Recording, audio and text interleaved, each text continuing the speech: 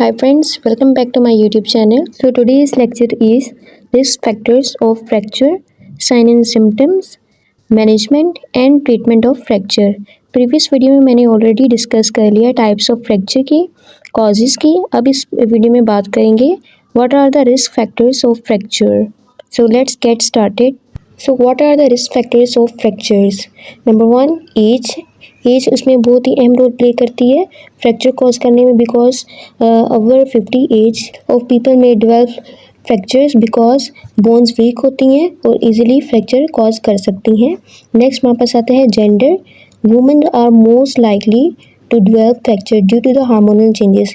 क्या होता है कि वुमेन में हार्मोनल चेंजेस होते हैं जिसकी वजह से बोन ऑलरेडी वीक हो जाती हैं और फ्रैक्चर कॉज कर लेते हैं. नेक्स्ट हमारे पास आता है हिस्ट्री ऑफ प्रीवियस फ्रैक्चर.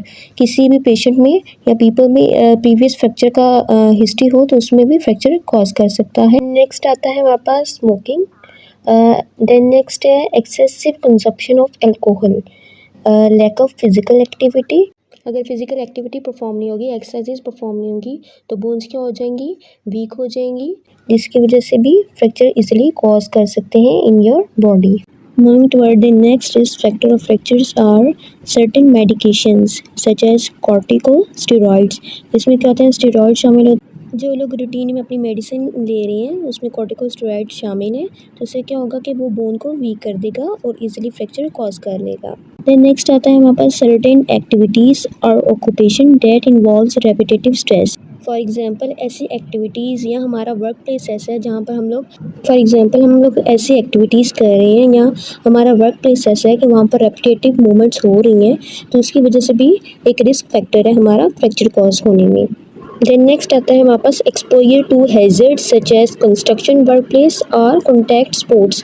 तो स्पोर्ट्स में भी हमारे पास काफ़ी इंजरी मिलती हैं जिसमें क्या होता है कि इजीली हमारे पास स्पोर्ट्स में भी बार बार रेपिटेटिव मूवमेंट्स हो रही होती हैं और कंस्ट्रक्शन साइट पे भी सेम यही होता है, हैजर्ड्स से हमारा एक्सपोजर हो रहा होता है और जिसकी वजह से क्या रिस्क फैक्टर हमारे पास इंक्रीज़ हो जाते हैं, उसकी वजह से फ्रैक्चर कॉज कर लेते हैं.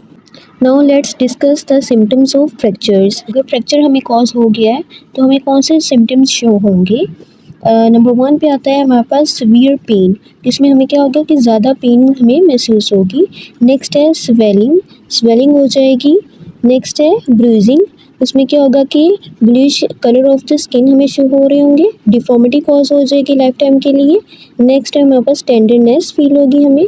देन नेक्स्ट है हमारे पास लिमिटेड मूवमेंट, जिसमें क्या होगी कि हम मूवमेंट नहीं कर सकेंगे, लॉस ऑफ फंक्शन भी हो सकता है. तो ये थे हमारे पास सिम्टम्स फ्रैक्चर के. अब हम बात करते हैं इसके ट्रीटमेंट की. Moving toward the next, what are the treatment and management of fracture? Immobilization to the affected area to allow the bone to heal properly. Immobile कर देते हैं affected area को ताकि bone properly heal हो सके. Procedures done through the casting, splinting or surgical intervention to realign the bone. Now it's totally depend upon the fracture कि किस type का फ्रैक्चर हुआ है, माइनर फ्रैक्चर हुआ है या मेजर फ्रैक्चर हुआ है, उस हिसाब से ही उसका ट्रीटमेंट होता है. अगर माइनर फ्रैक्चर है तो कास्टिंग और स्प्लिंटिंग से वो ठीक हो जाएगा.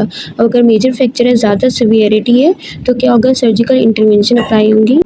सर्जिकल प्रोसीजर में क्या होता है कि रॉड्स और प्लेट्स अप्लाई करते हैं जिससे क्या होता है कि रीअलाइन कर लेते हैं बोन को इजीली. सर्जिकल प्रोसीजर के बाद हमारे पास आता है पोस्ट ऑपरेटिव एक्सरसाइजेज, जिसमें हम क्या करते हैं, रेंज ऑफ मोशन को रिगेन करते हैं, रिहेबिलिटेट करते हैं उसमें. नेक्स्ट हमारे पास आता है स्ट्रेंथनिंग एक्सरसाइजेज, जिसमें हम क्या करते हैं, पेशेंट को वेट बेयरिंग सिखाते हैं, मोमेंट अपनी रीगेन करवाते हैं ताकि वो बैक टू लाइफ आ सके, नॉर्मल एक्टिविटीज़ परफॉर्म कर सके. Moving toward next, manual therapy, joint mobilization और soft tissue mobilization to improve circulation which promotes healing. तो क्या होता है, जॉइंट को हम मोबिलाइज करवाएंगे जिसकी वजह से ब्लड सर्कुलेट करेगा और हील अप जल्दी हो जाएगा. देन नेक्स्ट हमारे पास आता है functional exercises, help patients to perform everyday task और एक्टिविटीज़. इसमें क्या होंगे कि हम फंक्शनल एक्सरसाइजेज करेंगे जिससे क्या होगा कि पेशेंट अपने डेली वर्क के काम इजीली कर सकेंगे. देन नेक्स्ट हमारे पास आता है बैलेंस एंड कोऑर्डिनेशन. वो भी क्या करेगा कि सेम वही इम्प्रूव करेगा बैलेंस को to regain the joint mobility. Then next हमारे पास आता है इलेक्ट्रोथेरेपी, जिसमें टेंस हम लोग यूज़ करते हैं. TENS is used in which reduce inflammation and promotes healing of bone. Then moving toward the next, what are the medication used in fractures. Number one, antibiotic medicine which reduce pain such as cephalosporin for open fractures के लिए हम लोग ये use करते हैं। Then next आता है हमारे पास पैरासीटामोल, पेन किलर है जिससे क्या होगी हमारी पेन कम होगी। देन नेक्स्ट आता है हमारे पास non steroidal anti inflammatory drugs आते हैं, वो भी क्या करते हैं पेन को, इन्फ्लेमेशन को कम कर देते हैं, जिससे जॉइंट जल्दी रिकवर कर सकता है।